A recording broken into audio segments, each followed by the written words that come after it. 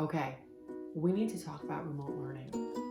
I don't know why this is happening to us, but it is. I could seriously have cleaned a lot of closets. I could have cured cancer. I mean, there's some stuff I could have gotten done instead of sitting next to him during the remote learning phase. What I want you to understand is that you're ADHDers, so they learn differently, right? And so, but what they typically feel from us is, why aren't you getting it? You need to get it done. Can you imagine if your friends were like, okay, book club meets, next week, there's gonna be a quiz. And listen, the whole reason we like book club, quite frankly, ain't because of the book, right? Might be because of a glass of wine they give us there. It might be because we get to shower and go out. It might be just because we're just with people that don't have ADHD. Well, some of them might. But we don't want to be quizzed. We don't want to be tested. Listen, I love to learn. I do not love to be quizzed. And thankfully, the way my brain worked in school, I was able to compensate. I was able to memorize like the master. And so when I have a child, such as I do with Charlie, when he doesn't pick up on information, sometimes I'm like, how do you not get it? So remote learning has been difficult for us. But what I do with Charlie is I constantly say to myself, what's working? What you want your child to understand is that they can learn.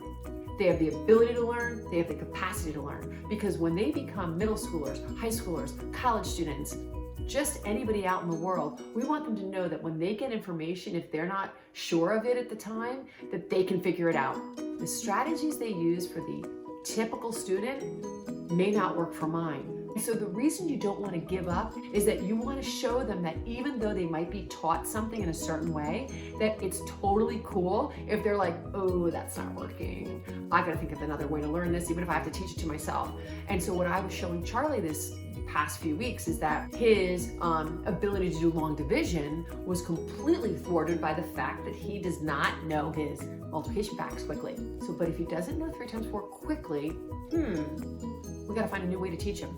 That's the angle you need to come from. You can't beat up your child and you can't get overwhelmed yourself trying to teach your child something simply because they don't get it the way that it's typically taught to them. So you go, oh, okay, we gotta do something else. More important is not that he learns his multiplication tables, it's that he gets to see that just because he didn't know the multiplication tables in the way that he was shown, he can do something different so that he can know the multiplication tables. We want to teach our children how to learn. That's the bigger goal here. We want them to realize that when they get faced with a problem, that they're like, ooh, I am not learning what this teacher is telling me. I'm gonna have to go home and, okay, I know what I'm gonna have to do. I'm gonna have to reread it, and then I'm gonna probably have to take out highlighters or colored markers, and I'm gonna have to write it on my notebook because I seem to see things in story form or with mnemonic devices. We just need to show them how to learn best for them. You gotta let them see their schoolwork differently, because I'm gonna tell you, if you have an ADHDer, they think they can't take in information. They think they're stupid.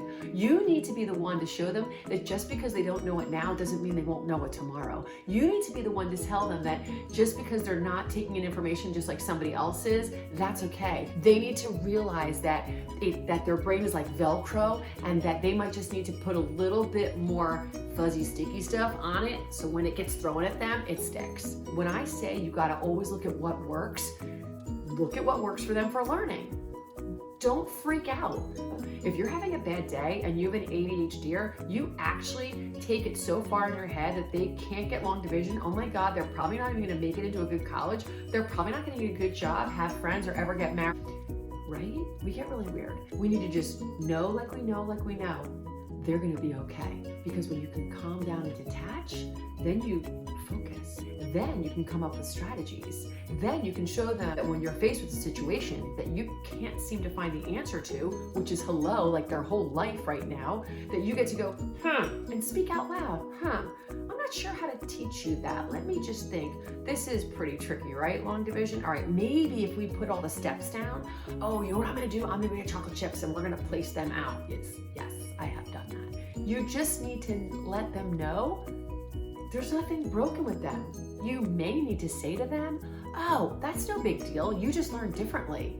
So let's figure out a different strategy for you because that's not working. You need to stay calm, cool, and collected when you show them how to learn because they are watching you.